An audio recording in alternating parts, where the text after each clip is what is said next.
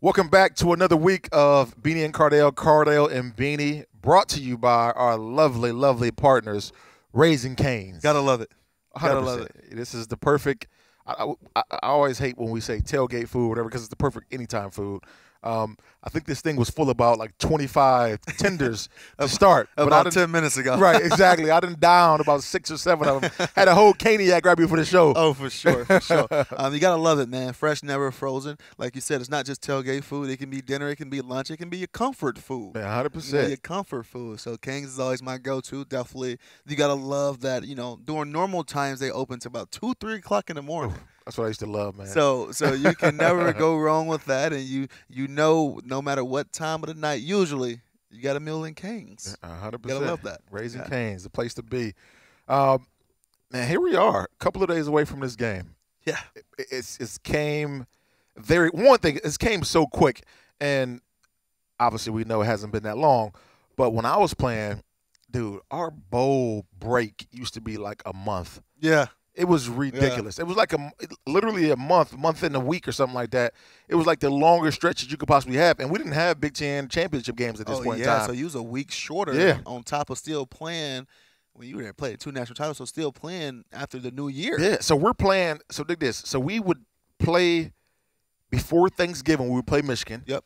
And then we would be off until a lot of the times either just before New Year's or the New Year. So you're talking about a month and some time to prepare for a team. Was the longest bowl practices that transpired. It's like, dude, guys were getting hurt during bowl practice because you're practicing way too damn long. Yeah, for sure. And I remember during the BCS era when that was one of the main concerns as leading up to. So, for example, if this was BCS era and we was leading up to the national championship game right now, that was the talk of the media is, are these guys going to be fresh? They haven't played versus a team that plays the conference championship versus a team that don't play conference championship. Mm-hmm. How fresh are these guys going to be and this and that and this and that. But, yeah, I mean, it's still long to me during normal times.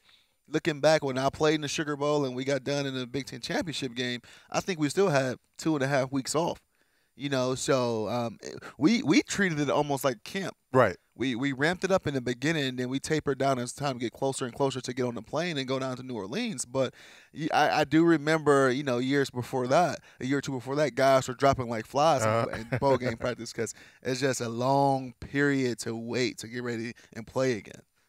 Speak to how it was during that process. Obviously, you went to the national championship, but you coming off the Big Ten championship game and then going to the Sugar Bowl and then to the national championship. What was that preparation like for you guys during that time? Was it – because, I mean, that was the first ever college football playoff you guys won. Yeah, and it was crazy because, like I said, we ramped it up so fast out of nowhere as if we were – the first day at camp passed. That's what it felt like. That came out humming. Yeah, we came out humming with a less contact versus each other, but we still had to stay in good shape. So we did a lot of things as far as conditioning that still made it fun. Like we used to call this game Buckeye ball, where, you know, you should divide the team up into skill positions and we go against each other kind of in a football, no pass, a football kind of like backyard football Dino Man type of environment, but on teams, and you running the whole time, but you're throwing the ball, you're competing. So you're getting your conditioning, you're getting your cardio in, but you're not taking that ground and pound. It's not traditional conditioning with gashers and 100s and 40s and all that stuff. So that made it fun, but like I said, we ramped it up and then tapered down and it got closer to game day. And then I know after the Sugar Bowl was the national championship game, and then I think it was maybe 9 days in between there, and we treated that like a traditional game week. Do you think that, you know, obviously with this time off and some of what we did see this season and some of what we were yearning more of as far as, you know, on the offensive standpoint, whether there's big plays or whether it's running the ball more, do you think Ryan Day during this time has put in something different? Obviously, it's kind of a fine line because you don't want to go and change your entire offense or change what you do, but you also got to, you know, throw in some wrinkles there for another team. Oh, for sure. And I was talking to a former player actually yesterday, and I'm not going to mention him, but years back when they played against Clemson and all the things that, you know, their coaching staff did to change it up to try to not necessarily exploit them, but feeling like they were going to exploit us in a way. And that didn't turn out the way that we as fans and him as a player wanted it to turn out. And he felt like, you know, the coaches went away from our bread and butter to try to capitalize, to try to pretty much outcoached Right. himself first. So I don't think Ryan Day is going to put himself in that position to do that, especially when they only play 6 games. They still got a lot of things that they was working on already. Right. And I think they just go to their bread and butter and and go from there because they good is good enough to beat this team and go into a national championship. Yeah, man, I'm interested to see what would come out like. Obviously, the last time we saw Ohio State on the football field, we looked great running the football. I mean, Trey Sermon, we obviously know what he did, goes out and beats the great Eddie George's rushing record for a single game. But, we were left wanting more out of the pass game. And, quite frankly, we can sit here and say Northwestern was a pretty solid defense, especially stopping the run. And decent. It made us look very bad passing the football. Yeah. So my question to you is, what do you think we look like out the gate versus Clemson passing a rock? Do you think Justin Fields is going to come out trying to take the top off this defense? That's a good question. I think yes. I think yes because they got Chris Olave back and they definitely missed him, and you saw that during the Big Ten championship game and a few other things that just wasn't clicking because he was kind of thrown to new guys that he didn't have. He didn't have many reps with already only playing 6 games. I think they come out try to get those guys in the rhythm because Chris hasn't played to that point. Would be in almost a month, and try to get him in rhythm, try to get the ball in his hands as much as possible, and then let everything else feed off that. Yeah, I mean, I can't wait, man. And one of the things I pray to God doesn't happen is that I hope none of our players get COVID again. We had enough of the COVID already. Oh, for sure. I wonder if they got him kind of in some type of bubble or something like that. I mean, that would be hard, obviously, with the holidays and all of that. But hell, I mean, this is like the biggest game of the year. Yeah. Because if you don't get past this, you got no shot at the national championship. So I would think they would got him in some type of bubble atmosphere. For sure. I mean, I would anticipate that as well, and I would anticipate, the coaches stressing and bringing home the fact of team first. And hey, guys, if this is what we need to do to make that, if we have to sacrifice this to make sure we able to play, on January 1, then that's what you got to do. Right. I mean, football is the ultimate team sport, and if being in a bubble or being away from family or couldn't spend Christmas or whatever it may have been with your family and really isolating yourself so you don't put your team at risk, then that's what you got to do, man. You got to sacrifice. Yeah, I agree 100%. And you can speak to it because you got a chance to do it. Being a national champion and having that label with you forever is something that I would imagine is kind of like, breathtaking and is worth the sacrifice, right? For sure, for sure. I mean, you look back after you get to that ultimate goal of whatever sport it is, you went on the highest level, and what you really appreciate is the journey, right? And the sacrifice and everything. It becomes worth it. Not saying if you don't reach that, you will look back and say it wasn't worth it, because it is, because you had a chance to do that. Right. But yeah, you're looking back on it, and I say this a million times, man. I enjoy pretty much the journey and the road to the national championship just as much as winning it. Right. So yeah, man, that's what I hope. Hopefully, these guys get it, man, and you understand that. Hell, I mean, it's hard because you're dealing with a bunch of 18, 19, 20-year-old, 21-year-old kids, and they want to go out, do the thing. And obviously, it's not a lot going on already, and you already kind of been restricted all season long. So when you get that opportunity to get out and let your hair down a little bit, you want to, try to do it. But wait after the national championship right, game, guys. Exactly. Wait after the game. After the national championship. It's a better feeling after the game. Go out and do whatever you want to do. Wet your whistle. Have fun at that point in time. Enjoy it. Win a national championship. No, just be able to play in the games first and foremost.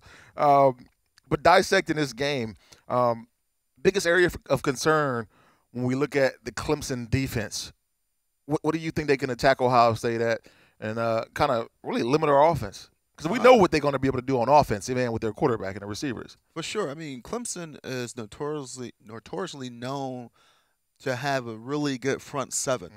And last year they had a little outlier with A.J. Terrell, I think the cornerback name was, who went on to get drafted to the Atlanta Falcons and is doing pretty well there. But they're known to have that really good front seven who can not just stop the run but can get after the passer as well, who can make their jobs for the back end a lot easier. Right.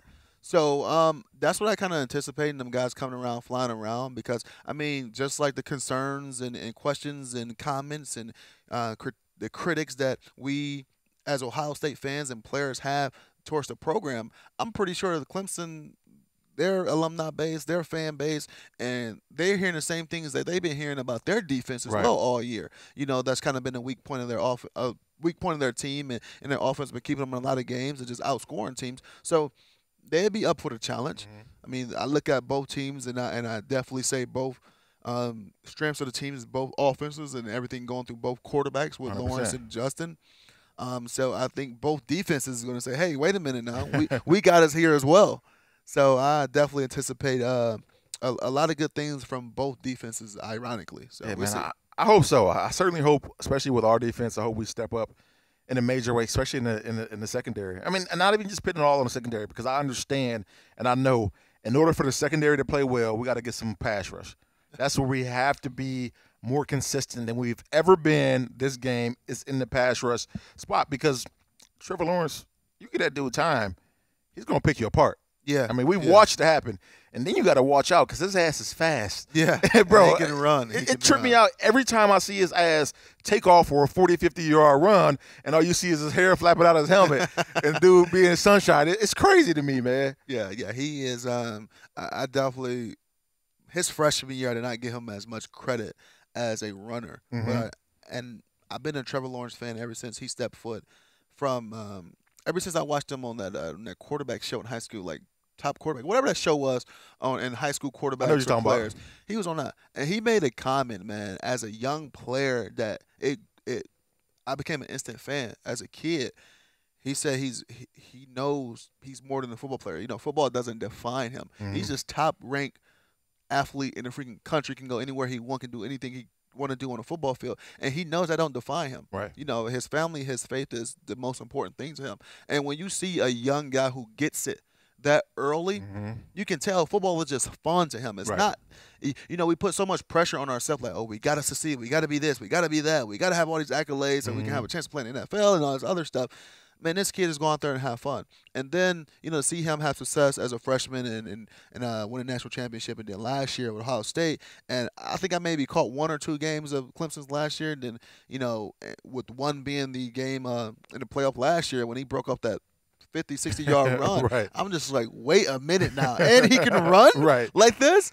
So I definitely he'll have a lifelong fan in myself. And to me, like I've been saying, I don't mean to ramble too much about Lawrence, but he'd been the number 1 pick since a freshman. Bro, I'm ready to break it. I'm ready to put you on the spot again. We know who the top quarterbacks are in the country, and this is an opportunity to see both of those guys on full display. Break down the major differences that you see with Justin and Trevor, because both of them can throw the hell out of the ball. Both of them can run, but what's the major difference? Especially you being a quarterback, you understanding the game from a completely different lens than I could ever, because I've never been in that quarterback room. I think Justin is surrounded with more talent, and he gets away with a lot of throws and in some areas that I would advise, that can potentially catch up with you in a negative way, but still a hell of a player, a hell of a quarterback, hell of a leader. First and foremost, you can't go wrong with either. But I think Trevor, what the games that I've seen him play, he throw guys open a little better than Justin. That probably just come from experience with some of the guys. And Trevor's a 3-year starter, and only lost 1 game. Justin, this is going to his 2nd year into a new system, so he's still kind of fairly, in a way, young at playing the quarterback position. 12 last year, 13. This is played 19 games in college, right? So Trevor is up there almost in the 40. So that's a huge difference right there in experience. I think Trevor does a little bit better job at delivering the ball from the pocket because he's taller. Right. Can see a little better. But when Justin get out on the perimeter, watch out. We talk about Trevor as a great runner as well, but I don't think he's as good as Justin throwing the ball on the run and outside the pocket, where Justin really can hurt you, and when he tuck the ball, he can, make you miss or run you over. And both guys got the ability to take it the full way. So, like I said, you can't go wrong with either. They both got their strengths and weaknesses over another. But I'm pretty sure both NFL front offices and organizations are going to be pretty excited to get either. Right, 100% agree with you. You said something that stuck out to me, and I wholeheartedly believe if Clemson is going to have their best chance out of beating Ohio State is going to be to contain Justin, keep him inside the pocket, and that's going to be he can still hurt you. Right, He absolutely can still hurt you, but I would rather have him in the pocket than on a fly. Of it, exactly, sure. because when he escapes and gets time and extends the play, boy, watch out. Yeah, for sure. He's one of the best play extenders in the country. Oh, for sure, by far. And I think the game plan for if I'm in a defensive staff room with Clemson, I'm in defensive of Ohio State, it's going to sound the same because the first thing is going to be first is containing his quarterback on both ends of the ball on both teams. So Lawrence, I don't want to see him outside the pocket either. But I'd much rather see him outside the pocket than Justin. For sure. So I think, I think it's going to be a similar game plan for both players because they're both unbelievable talents and quarterbacks and leaders, and it's all about stabilizing them. Yeah, I agree, man. If I'm a defensive coordinator and I'm Ohio State's D coordinator, and I'm sitting there and I'm just watching film of Clemson, I'm immediately saying that I can't just rush 4 guys. I'm getting pressure. I'm sending pressure. That's one thing I cannot do. I can't rush 4 guys and expect us to be able to stop this guy. That's not going to be enough. I got to bring 5, 6 at times, and we got to go from there because if you let this kid sit back in the pocket and distribute the ball and be that surgeon, which he can be, first play of the game, I'm sending 6 at him. And I'm making sure we get a hit on him, get him on the ground. Clearly a clean hit. But I want to hit him. I don't care if they score. Right. Me as a quarterback, I don't care if they score. I'm sending the message early, and I'm putting my guy, making sure he get freed up, whatever the stunts or whatever the combination may be, and we get a good hit on his ass and let him know we setting the tone early. and it reminds me, I always said if I was a defensive coordinator, I treat it just like when I played baseball and I was a pitcher. My first pitch of the game, I'm gonna make you think I'm hurt. I'm gonna hit you with it. Right. I'm getting you off the plate. I'm here. Let you know this ain't about to be an easy one. So I hate to get hit by a baseball, bro. But you throwing it, bro. I would be so mad. I was notorious. I let that curveball. I let it get a little close to you, and hopefully I'm throwing for a strike clearly. But my goal is to get you off the home plate a little bit. So you're thinking about it the entire time. Yeah, exactly. Oh, where is he? Is he gonna do it this time? So that's what I'm doing if I'm a D coordinator. Any school, actually, I'm sending the shot at the quarterback the first play. I'm sending the blitz. Man, I agree with that 100%. Did you think about playing baseball at Ohio State? I did. Coach Meyer said no. For real? Oh, yeah, my he said God. No. So, I remember our 2013. We walking into the Big Ten championship game. We get ready to practice versus Michigan State. And I think it's the day we got there, so we had the field in the morning. And we just walking around and get a feel for the atmosphere and stuff like that. And I'm throwing the ball on my knees through the field goal post from the other 45. Oof.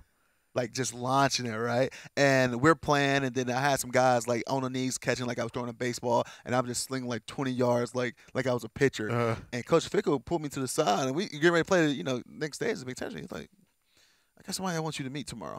and when we get back to school, and it was the boys, it was the baseball coaches because they started to practice in the off season because we just finishing up, and Coach Meyer's like, "No way."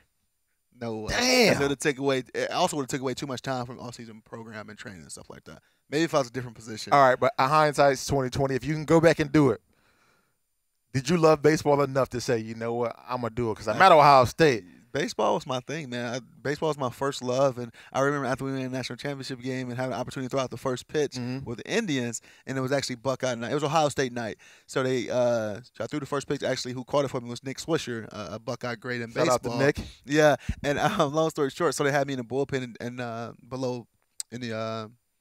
They had me in the bullpen, so I was just throwing, when I was watching, and I was cranking it. And I got it up. I got it up to 93. Now, I haven't threw a baseball at this point since high school. Right. I got up to 93, and my coach at the time, Coach Tim Beck, was like, "Okay, shut it down."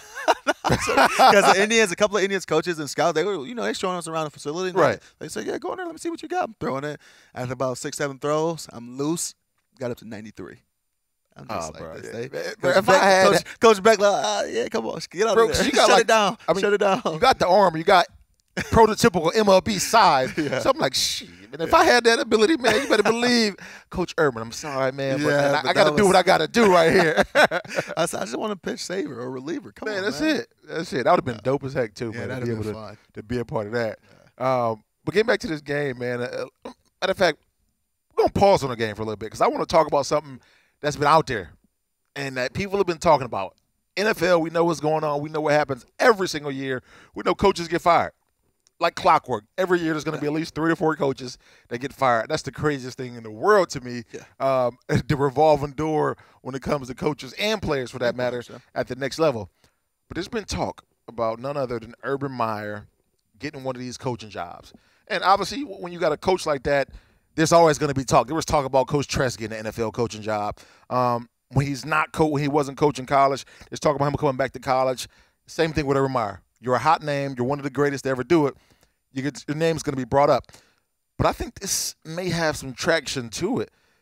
I could see a situation to where one of these teams comes in and offers Urban Meyer complete control over the program. And I think that's what it had to take. That's what it had to take for him to either really consider it. Mm-hmm. One thing people got to understand about Coach Meyer, that he's a competitor, and he's one of the ultimate competitors, and he wants to compete at anything. I said it, if he was a used car salesman, he'd be competing. Right. And he'd love to do it. Whatever he's doing, as long as he's competing, he's good. He's happy with it. And you think about him and his broadcasting career, what is the biggest battle right now going on with broadcast? ESPN and Fox battling for deals and media and all this other stuff. And he's loving that. Right. Because he's trying to get the best guys on his show while ESPN trying to pull guys on his show. So whatever he wants to do, whatever he's doing, as long as he's competing, I'm pretty sure he's happy.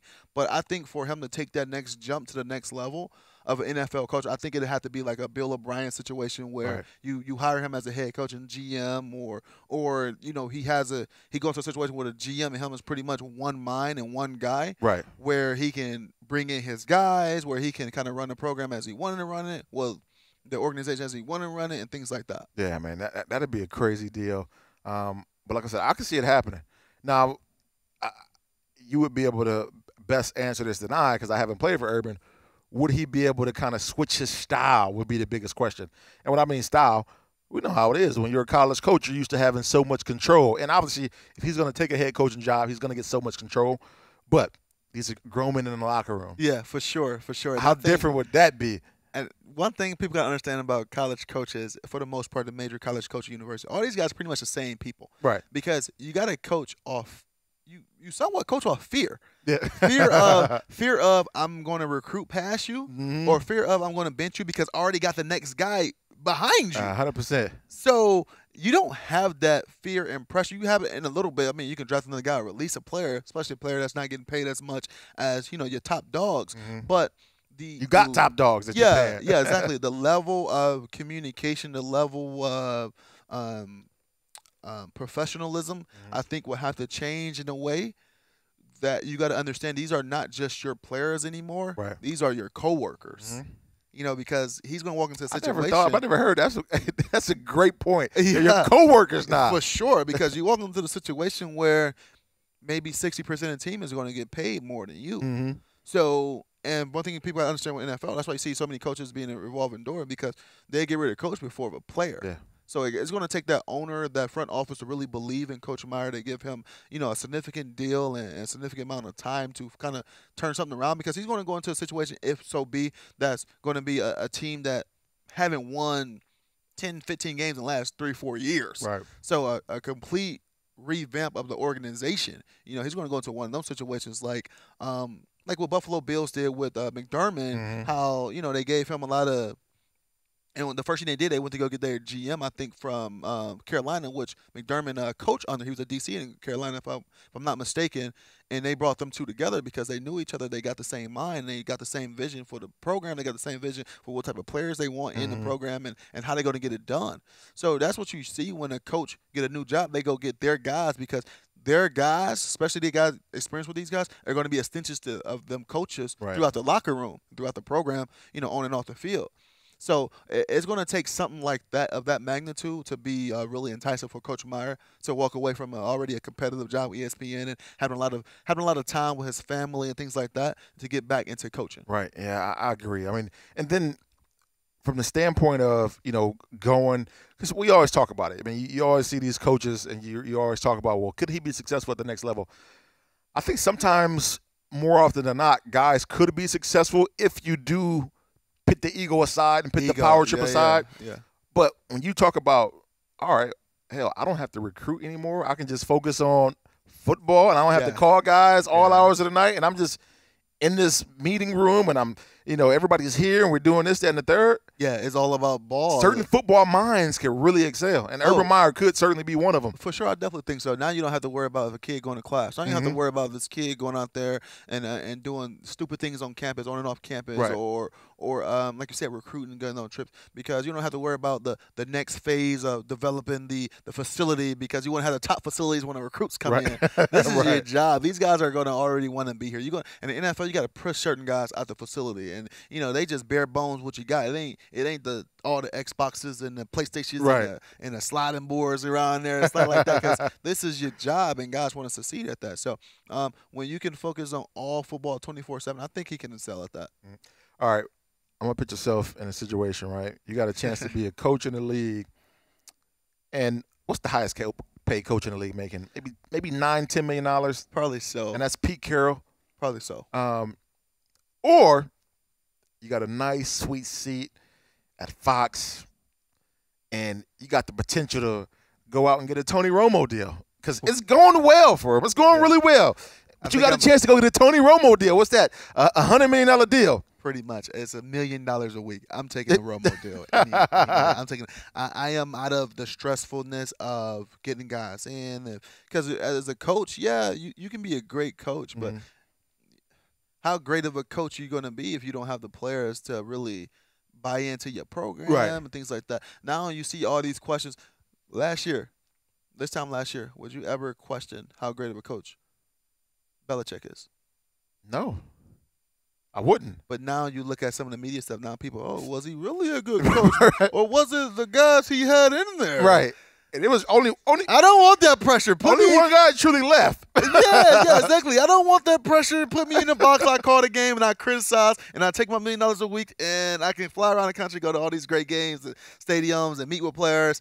I'll be the broadcaster any day of the week over a coach. What was you saying, Will? Oh, Belichick makes $12 million a year, and Pete. Yeah, Gruden got a $100 million deal. Yeah. And I want to say a lot of Gruden's was guaranteed too. All the coaches' money guaranteed. Oh, what do you want them? Yeah, I'm tripping. All of their money guaranteed. All right, we're gonna take a quick Raising Cane's break. We'll be right back. Go get you a snack, because I am. See you in a second. If Raising Cane's secret cane sauce was the end zone, no one would ever lose a game. Crispy crinkle-cut fries, touchdown. Buttery Texas toast, touchdown. Hand-battered cooked-to-order chicken fingers, touchdown. Freshly made tea and lemonade, well, you get the point. Go for the win this game day with Cane's.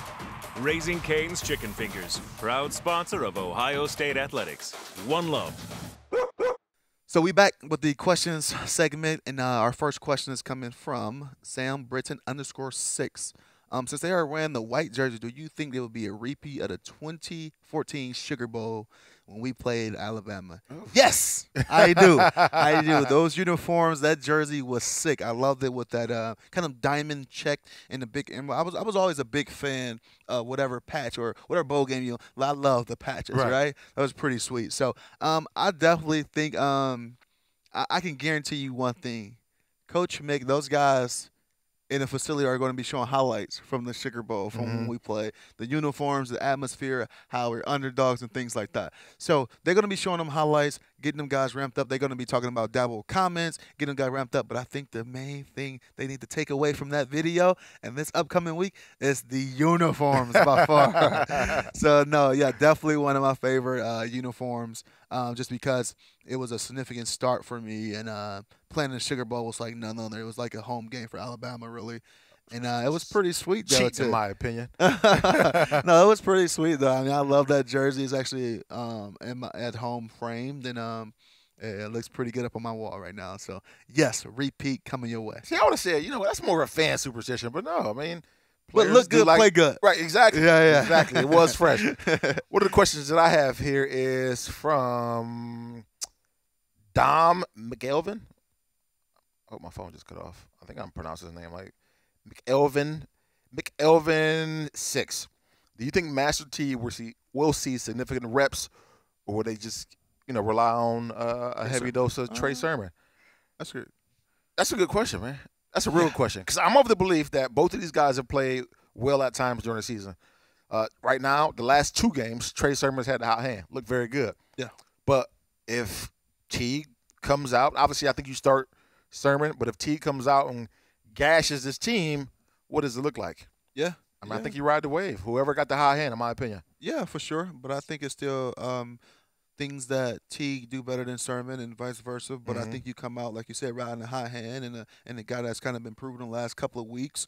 But it's going to be some situations, some tough yards that's going to need to be gotten. And I think that's who we're going to turn to Teague and definitely in the pass game because Teague's still a pretty good pass blocker and maybe I don't know we'll see him get a couple of check downs and take the ball some ways. We'll see. Right, man. My hope is that well, not even my hope, but I'll go back and I think about last time we played Clemson, and J.K. went out. Teague had to come in. At that point, Teague hadn't shown like that wiggle that we needed. Yeah. So maybe the slashing, running style of Trey Sermon will be more effective. And when you go back and look at the games that Clemson has had, they've had running backs gash them being the slashers. I don't know about the bulldozing type to just boil them over, but hell, whatever gets the job done. I know they're both capable backs, and hell, I think Teague is probably going to be chomping at the bit because of how things went last year. Not only with them losing a game, but I know we heard a lot of rumblings of, oh, man, we would have won if we would have had J.K. Well, it was like, damn, I'm a freshman back. I'm still here on this team. And maybe I could have did a little bit more in that game, and now I want a second chance to go out and prove it. Yeah. And one thing I know about Teague and that coach in that running back room, Tony Alford, he believes a lot in Teague. So, I mean, it's not, just from being around Coach Alford, the year I had him. And I love that dude, too. Yeah, good dude. Right. But he believes a lot in Teague, and I'm not going to share some of the comments that he mentioned about Teague as a freshman, or just being when he was recruiting him. But I don't see him not having I definitely see him having a footprint in this game some way, form, or we'll see. Yeah, man. You don't just completely eliminate them. But 100%. We talk so much about the quarterbacks. Our run game is going to be critical.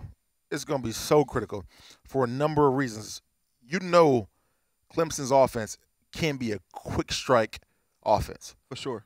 What better way to be able to stop that offense than just play clock management, control the ball? That's something we can do. We're a quick strike offense too at times, but we can get in there and we can grind the football out. I think that's one of the areas that Ryan Day and our offense ought to attack this football team. Let's not give him the ball. Yeah. I remember thinking about that whole kind of playing offense and defense while you're on offense. It goes back to the 2014 National Championship game when we had a team like playing against Oregon, whatever they were averaging a play snap every 14 seconds. They was getting a playoff on top of being one of the 1 or 2 top scoring offenses and by far the top fastest scoring offense. I mean, you look at the first possession, I think they went down the field and scored on us. But we played offense like that. We played defense by playing fundamentally sound ball control offense the first half until we realized they just start dropping like flies. They just can't keep up the pace of us physically. Yeah, exactly. So we played that ground and pound. We was good with 4 or 5 yards here. Boom, boom, boom. Then the first down and stuff like that. As long as we're keeping the offense off the field. So I think it's a similar, not necessarily game plan, but similar style of play that we will see from our offense because we still have the ability with Olave back to hit you deep, to hit you quick. Right. So let's see. Man, another one of the players, though, that I'm anticipating on having a big game, and I wanted him to have such a big season this year, but obviously we understand the circumstances, is Fleming. Yeah. Fleming looked good in the Big Ten championship game. He Out did. the gate, he was one of the guys that Fields was going to, and I want to say he was like the top receiver in the country last year. Yeah, coming out, he was. We got a 1-2-3. If he can, pick up where he left off in the Big Ten championship, continue to evolve within the offense, I think we could be very, very deadly from our trio of receivers. I mean, not just our trio. We got a plethora of receivers. Oh, for sure, for sure. But he's definitely one of the guys I'm excited about, not just this week, but to see the progression of his career because of how hungry he is this young and just having brief conversations with him and just talking about, being in a room with those 2 top dogs and just this is the first time he had to really take a step back. Right. To not necessarily okay, let them take their ranks. Okay, what really makes them a top dog? I was just a top dog, not just in my high school, but in the country last year. Right. Then I got to take the step back to really learn and progress behind these guys. Oh, man, he going to hit the ground rolling. He going to hit the ground rolling. You got to be hard there coaching the guys up. I mean, oh, for sure. That is one of the things that I love about Ohio State. And just, I mean, you see that any program, but you don't always get to see guys buy in. Here at Ohio State, we've been going out getting 4 or 5-star cats in the top 3, top 4 of their position groups when they come out of high school. They're able to come here and take that backseat. Like Fleming, we haven't seen a lot of him all year long. Yeah. You're able to come and humble yourself here, and obviously it's due in part to the guys you got in front of you, but it's due in part to the coaches getting you to buy into that. That's an impressive thing for me, man, to see guys humble themselves and still be hungry. Yeah. Sometimes the guys get out of it. Yeah, because how many guys you see these top recruits going to these programs, these major programs, and thinking they're going to beat out a guy and end up leaving. And you look at the Alabama situation with Tua younger brother leave when they bring in another top recruit. I think the kid name is Bryce Young, who looked like he was going to be the next guy. They was thinking Bryce Young was going to start over Mac Brown or Jones, and freaking look what's happening. Right. And I'm pretty sure Bryce is down there going through some of the similar situations with having to take a step back to a potential Heisman Trophy winner, and then just hit the ground rolling and try to piggyback on everything that you saw that this guy done in a previous year or two, and when it's your time to hit the ground rolling instead of not necessarily copping out, but transferring. Right. Yeah, man, it's always a tough deal right there. Yeah. I personally love the rule with the transfer portal. Me too. I actually do too. It gives the guys an opportunity when things aren't going right. Okay, let me go get a fresh start. And I never been one of those guys of being like a quitter and leaving, but sometimes you got situations to where it makes sense to go ahead and get somewhere else. Yeah, for sure. Especially when a guy just a year older than you or the same class, because at that point you just necessarily going to play off injuries or God forbid a bonehead off the field issue. So in the transfer protocol, put power back in a little more power into the players' hands, because you got coaches who can up and leave. Right. And at any point, one get fired and still get his whole paycheck. You get a guy kicked off the team. Well, is he still receiving his education? Right. No. Or a coach take a bigger job or a better opportunity, like a Jimbo Fisher leaves a dumpster fire at Florida State, which he created because those was your recruits, and go to A&M and walk into a program that was already up and coming. It's just like, is that fair to the guys that you just promised, setting these guys living rooms and tell these parents how you're going to develop them to great young men and things like that? Is that fair to them? No, but you give a guy the transfer protocol portal. Now he can put the power back into his hands. Okay, well, hey, it ain't working out here for me. Guess what? I can leave. And now you don't have to deal with your coaches I think before when you want to transfer, they can release you only to certain teams or certain conferences or divisions. Nah, give me back some of that power. So I love it. Actually, 100%. And I love it, the fact that most of these guys got to graduate too. Yeah. So now you go ahead and graduate, and you're done with that part. Digging in some more in this game for a little bit, and we're gonna hit some other topics. Just overall standpoint, man. Overall concern level for this game, and I want to get. Do you believe that we win this game? I do. I personally do, because I think not just because of talent. I think not just because of scheme. I think because of definitely of how the game ended last year, and definitely all the build up to it this year with some of the comments Coach Sweeney has been saying. I can anticipate Coach Day not really bringing those up last week. But as you get closer and closer to the game, you want your guys, you want that emotion to be through the freaking roof. 100%. And I think that's going to be one of the things, one of the comments, one of the fuels to the fire that's going to get those guys jacked up. Like, oh, you think we don't belong to be here? We're going to show you. So I think we go out here and win this game. I don't have a prediction of the score yet, but I think we pull it off. Yeah, I think so too, man. I do think it's going to be tough. I do. I think our defense is going to have to play exceptionally well. We're going to have to get after the quarterback. But for all the things that you just said, I think that motivation factor is going to be there for Ohio State. I mean, Justin Fields came back for this. Yeah. This is what you come back to school for, is an opportunity to win a national championship. But when you know that team that whooped you last year is sitting out there, and you get a chance to dominate them and go out and prove yourself versus that squad, I mean, this is a chance to right the ship for not only you, but so many people that have come before you. I mean, we think about the other 3 times we played Clemson and didn't win. Yeah, for sure. So I think I was part of one of them. Yeah, I was part of one of them my freshman year in the Orange Bowl. So yeah, man. So it was. You're part of 1 or 2? 1. The 31-0, I was gone. Oh, was you okay? I was gone. But it sucks, man, because I remember you losing to a Michigan State and having to wait and couldn't wait till next year to play them, to kill them and things like that.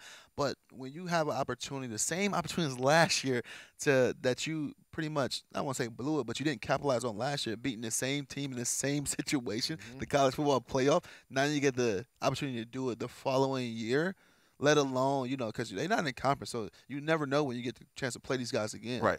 What's the exact scenario? Exact same situation as last year. Like, these guys can take advantage of it because you never know when you have this opportunity again. At least you lose a conference team. Oh, we get you next year. Right. Not this. Hey, it's no guarantee. And then we're going to get a chance to see a duel, in my opinion, or my hope that, is a long-standing duel that we'll see in the National Football League. Justin Fields is a top draft pick, and Trevor Lawrence is a top draft pick. For sure. I mean, we're going to get a treat on Saturday, man. I cannot wait for this game to transpire. But I do think we win. I do think it's a close game. I'm going to go ahead and give me a score, man. I've got a score prediction, man. I think we're winning this thing 31-25. I got to know how you get 25. I got no clue how I get 25 whatsoever. I just pulled it out of my I got to know how you I pulled it out of my canes, man. I thought he was going 24, 28. Yeah, I got to know. 25 it is. 25 it is. We got 31 to 25. Oh, I get it. Clemson go for a 2-point conversion out of nowhere. They maybe get some. Right. Okay, I got a safety in there or something. Yeah, something. Okay. But yeah, man, I think that's what it's going to be, man. That's what I'm marking down. 31-25 Ohio State. Check the odds of Vegas on that score line, please, Will. Check the odds. Got to be 1,000,001. Yeah, but man. We'll see. I think that's what it's going to be. But, we got some guys in this game who are going to be moving on to the next level. Justin Fields being one of them. Is Olave going to leave? He's eligible to leave, right, Will? Olave is a junior. So he's a guy that could be a first-round draft pick. Trey Sermon can come back, but I think he accepted the invitation to, the Senior Bowl, which doesn't matter. He can still decide to opt out and come back.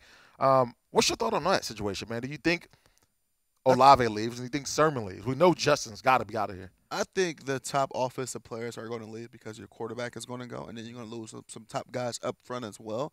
I mean, I want to say it's a rebuilding phase for them because I kind of thought that when the year Dwayne Haskins had 50-plus touchdowns because they always, got the guys to replace the guys missing. But I think they have showed enough on the college football level as individual and as a team that has so much team success, if they win or if they don't win a national championship this year, that they're ready for the NFL. Yeah, I agree. I think when here, it's no sense of coming back unless you can go all the way to the top. But I think most of those guys that are going to come out, but Trey Sermon, that's the only one that I can see, bro, if you came back and you played a full season, I think And I want to see that selfishly, too. I want to see what he can do. But I understand he's a running back. He's already put in his time at another university. But, hell, man, watching him last week did nothing but want more. Sure. I want to see it some more. And, just the ability to be able to take your draft stock from what? I don't know, 4th, 5th, maybe 3rd at this point in time. And obviously, that's just what I'm saying. Yeah. That has no indication on what other teams think. But to shoot it through the roof and be a first-round pick because you got some crazy ability, I want to see that, man. Yeah, I think if that was the case, he put out his draft bid to see if he's a third day on guy, he comes back. I mean, look, just like what JK did. When he was, I think, still a late second or early third day guy, and then came back to improve on that and became early second. He got this grade, so it worked out for him. But I mean, with running backs, like you said, man, it's just so much. There's so much uncertainty in that position because of the ground and pound you take on your body. Right. And that's so funny because another one of your boys who I became a huge fan of because of the way he carried his business and the risk he took about going back to school, Nick Chubbs. Yeah. The risk in Georgia, the things that happened with him. He tore up his knee twice in college. Yeah. Yeah. But when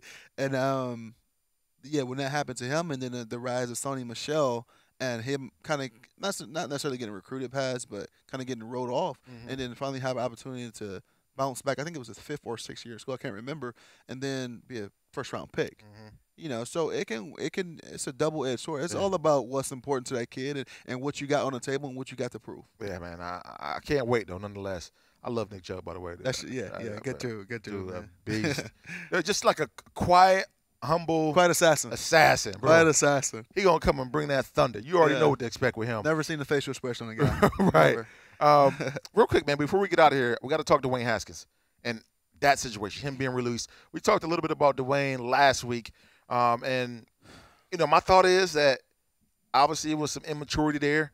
I hope and pray that this sends a message to Dwayne, like, bro, you in the league, you're a quarterback, you got to grow up, and I hope he gets another opportunity and he takes full advantage of the opportunity that he does get. But I hate to see it. But you could kind of see the writing on the wall in certain situations where you got a coach that drafted him essentially said he didn't want him. And, Washington is a notorious place for it's just bad for quarterbacks to get drafted in the first round. Yeah. But I don't think he helped himself at all. I don't think as well. I mean, like you said, you kind of see the writing on the wall in this situation, and it sucks. And I'm pretty sure Dwayne will get another opportunity out there. But I wish when he got drafted, I wish it was a healthy Alex Smith in that room. I wish it was an Alex Smith there 24/7. But when he got into a situation, I mean, he still had a great role model and leader in their Case Keenum. But when you go into a situation where you're forced to play right away as a young guy, you're forced not just to play, but forced to grow up right away. Yep. You're forced to learn on the run. You're forced to learn by trial and error. Right. You don't know how to be a pro yet. And that's one thing that I realized when I got drafted to Buffalo. I had a great guy in there, Tyrod Taylor, but he was still young to being a starter. This is his second year starting as a quarterback. So I'm trying to, from a distance, watch how he go about his business, and you can still see that he's tweaking with his routine and how he go about things. But when I went to L.A. and I was in a room for 2 years with Phillip Rivers, made me feel like I never played football in my life. Right. Just because of his mindset. Him and Kellen Clemens, just because of their mindset, how they carried their business, how they did everything. Nothing to do with football, nothing to do on the field. It just made me grow up in my mindset and kind of take some of their routines and add it to mine. And just I can think about what it done to my career and my mindset playing the quarterback position night and day. Right. So I wish that he would have been in a situation like that. And not just him, but pretty much all these young quarterbacks. You look at the two in New York, they getting their heads beat off. The only thing they not doing is just going out and doing, some of the issues that Dwayne was having off the field. But yeah, you kind of see the writing on the wall when they get a new coach, Ron Rivera, and he brings in the guy, he traded for the guy that he just drafted a year before in Carolina. Right. The same guy that he started over a healthy Cam Newton. Right. He started over a healthy league MVP 3 years prior. So you know how he feel about this guy. You should have saw that you was on a short leash. They gave you the start. Well, they didn't give you the start. You earned the starting job because you had more leeway because you've been there longer and things like that. But you should have realized it was a short leash because of not just your track record, right? With whatever they were saying about you on and off the field, but what this guy just done. He just brought in his guy. Yes. You bring in your guys to play your guys. So crazy. It sucks to see that situation didn't pan out, but I think Rivera comments was saying he felt like it was in both parties' best interest to move on, and I definitely think it was in Dwayne's best interest to get a fresh start somewhere else where, away from home is going to force you to grow up. That's another thing too. You never different. really get a chance to grow up when you go right back home. That's different. It's like going back to mommy's nest. You may be living in $1 million home, but you're still right there with the same people that you grew up with. You got your comfort zone. Exactly. You got your comfort zone. So I think this opportunity, I think it's going to be eye-opening for him for the next couple of days because, he's going to see, and I'm pretty sure he saw the guys around the league that's still not performing as well, or he probably was performing. He got benched when he had the best game he had his career. Right, which is crazy. So it's not the talent. Right. It's just maybe it's the preparation, maybe it's the immaturity level, maybe it's the trust. But he gonna see that. I hope he got an opportunity to see that these guys in New York and a couple of the guys around the league who's not having success as well was same class or younger than him. But these teams are believing and trusting these guys' preparation to develop because they don't have to worry about them when they go to sleep at night. Accountability, man. Hopefully, because I'm hopeful he gets another opportunity. He learns from it.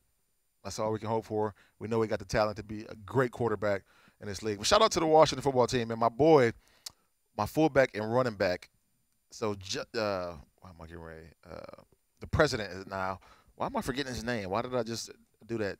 Jason Wright. He's the president of the entire football operations, everything there. And then Tim Hightower, who's my son's godfather, just got the job with the Washington football team. I was calling the Redskins, so forgive me. The Washington football team as the president of alumni Oh, there. nice. So super dope for the Washington football team. And we all three were in the backfield together in Arizona. So it was a super dope situation, man. Happy for those guys. Hopefully Justin gets back on track. Hopefully we dominate this Saturday, and we are coming back next week talking about an Ohio State victory and how we're going to smash somebody in the national championship. That's a wrap on Beanie and Cardale. Cardale and Beanie, brought to you by our lovely friend and family and everything, Raising Cane's. Go Bucks. Go Have a Bucks. good one.